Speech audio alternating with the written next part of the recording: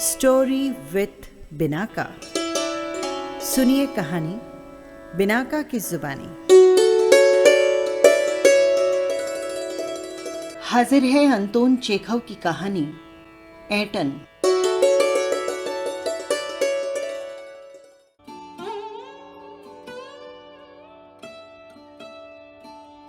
कुछ दिन पहले की बात है। मैंने अपने बच्चों की गवर्नेंस जूलिया को अपने पढ़ने के कमरे में बुलाया और कहा, बैठो जूलिया, मैं तुम्हारी तनख्वाह का हिसाब करना चाहता हूं। मेरे ख्याल से तुम्हें पैसों की जरूरत होगी और जितना मैं तुम्हें अब तक जान सका हूं, मुझे लगता है कि तुम अपने आप पैसे कभी मांगोगी नहीं। इसीलिए मैं खुद तुम्हें पैसे देना चाह रहा हूं। हाँ, तो बताओ तुम्हारी तनख्वाह कितनी तय हुई थी? 30 रूबल महीना तय हुई थी ना? जी नहीं, 40 रूबल महीना, जूलिया ने दबे स्वर में कहा। नहीं भाई, 30। मैंने डायरी में नोट कर रखा है। मैं बच्चों की गवर्नेंस को हमेशा ही 30 रूबल महीना देता आया हूं। अच्छा, तो तुम्हें हमारे यहां काम करते हुए कितने दिन हुए? 2 महीने ही ना? जी नहीं, 2 महीने 5 दिन। क्या कह रही हो? ठीक 2 महीने हुए हैं भाई, मैंने डायरी में सब नोट कर रखा है। तो 2 महीने के बनते हैं 60 रूबल। लेकिन 60 रूबल तभी बनेंगे जब महीने में एक भी नागा न हुआ हो। तुमने इतवार को छुट्टी मनाई है। इतवार तुमने काम नहीं किया। कोलिया को सिर्फ घुमाने ले गई हो। इसके अलावा तुमने 3 छुट्टियां और ली है। जूलिया का चेहरा पीला पड़ गया। वो बार बार अपने ड्रेस की सिकुड़नें दूर करने लगी। बोली एक शब्द भी नहीं। हाँ, तो 9 इतवार और 3 छुट्टियां, यानी 12 दिन काम नहीं हुआ। मतलब ये कि तुम्हारे 12 रूबल कट गए। उधर कोलिया 4 दिन बीमार रहा और तुमने सिर्फ तानिया को पढ़ाया। पिछले सप्ताह शायद 3 दिन हमारे दांतों में दर्द था और मेरी बीवी ने तुम्हें दोपहर के बाद छुट्टी दे दी थी। तो इस तरह तुम्हारे कितने नागा हो गए? 12 और 7 19। तुम्हारा हिसाब कितना बन रहा है? 41 रूबल, ठीक है ना? जूलिया की आंखों में आंसू छलछल आए। वो धीरे से खांसी, उसके बाद अपनी नाक पहुंची, लेकिन उसके मुंह से एक शब्द नहीं निकला। हाँ, एक बात तो मैं भूल गया था, मैंने डायरी पर नजर डालते हुए कहा। 1 जनवरी को तुमने चाय की प्लेट और प्याली तोड़ डाली थी।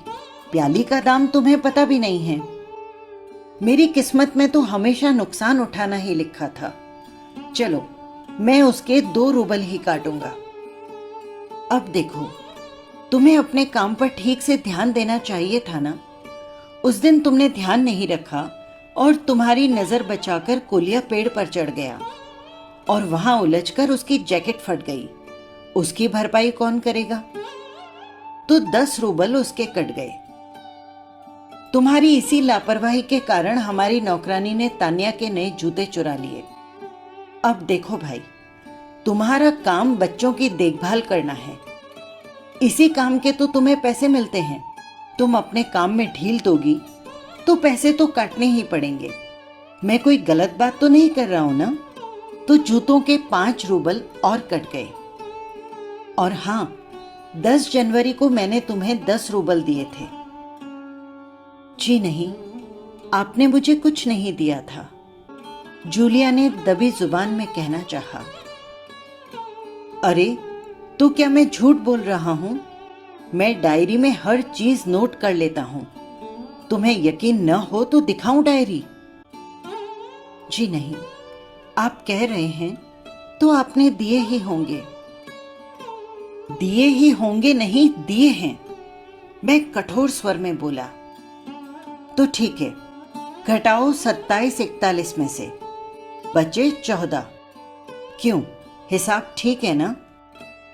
उसकी आंखें आंसुओं से भर उठी। उसके शरीर पर पसीना छलछला आया। उसकी आवाज कांपने लगी।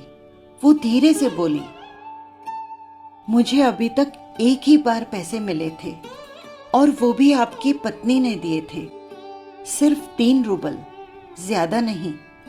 जूलिया ने ये सब कुछ सुना और फिर चुपचाप चली गई। मैंने उसे जाते हुए देखा और सोचा, इस दुनिया में कमजोर लोगों को डरा लेना कितना आसान है।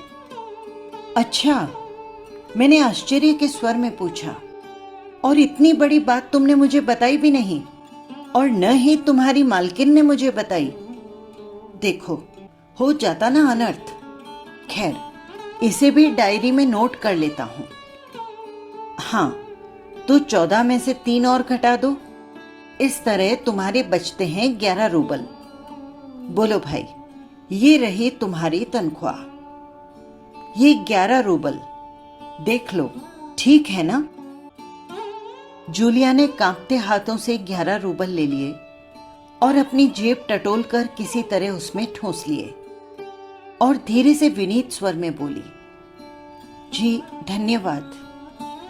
मैं गुस्से से आग बबूला होने लगा। कमरे में टहलते हुए मैंने क्रोधित स्वर में कहा, धन्यवाद किस बात का? आपने मुझे पैसे दिए, इसके लिए धन्यवाद। अब मुझसे नहीं रहा गया। मैंने ऊंचे स्वर में लगभग चिल्लाते हुए कहा, तुम मुझे धन्यवाद दे रही हो, जबकि तुम अच्छी तरह से जानती हो कि मैंने तुम्हें ठग लिया है, तुम्हें धोखा दिया है, तुम्हारे पैसे हड़प कर तुम्हारे साथ अन्याय किया है। इसके बावजूद तुम मुझे धन्यवाद दे रही हो? जी हाँ, इससे पहले मैंने जहां जहां काम किया, उन लोगों ने तो मुझे 1 पैसा तक नहीं दिया। आप कम से कम कुछ तो दे रहे हैं। उसने मेरे क्रोध पर ठंडे पानी का छींटा मारते हुए कहा, उन लोगों ने तुम्हें 1 पैसा भी नहीं दिया? जूलिया, मुझे ये बात सुनकर तनिक भी अचरज नहीं हो रहा है। फिर मैं धीमा स्वर करके बोला, जूलिया, मुझे इस बात के लिए माफ कर देना कि मैंने तुम्हारे साथ एक छोटा सा क्रूर मजाक किया है, पर मैं तुम्हें सबक सिखाना चाहता था। देखो जूलिया, मैं तुम्हारा 1 पैसा भी नहीं काटूंगा। देखो, ये तुम्हारे 80 रूबल रखे हैं, मैं अभी तुम्हें देता हूं, लेकिन उससे पहले तुमसे कुछ पूछना चाहता हूं। जूलिया, क्या ये जरूरी है कि इंसान भला कहलाए जाने के लिए इतना दब्बू और बौदा बन जाए कि उसके साथ जो अन्याय हो रहा हो उसका विरोध तक न करे, बस चुपचाप सारी जातियां सहता जाए? नहीं जूलिया, ये अच्छी बात नहीं है। इस तरह खामोश रहने से काम नहीं चलेगा। अपने आप को बनाए रखने के लिए तुम्हें इस संसार से लड़ना होगा। मत भूलो कि संसार में बिना अपनी बात कहे कुछ नहीं मिलता। जूलिया ने ये सब कुछ सुना और फिर चुपचाप चली गई। मैंने उसे जाते हुए देखा और फिर सोचा, इस दुनिया में कमजोर लोगों को डरा लेना कितना आसान होता है। बस यही थी कहानी। आपको कैसी लगी कमेंट बॉक्स में जरूर लिखिएगा। फिर मिलेंगे किसी नई कहानी के साथ। नमस्कार।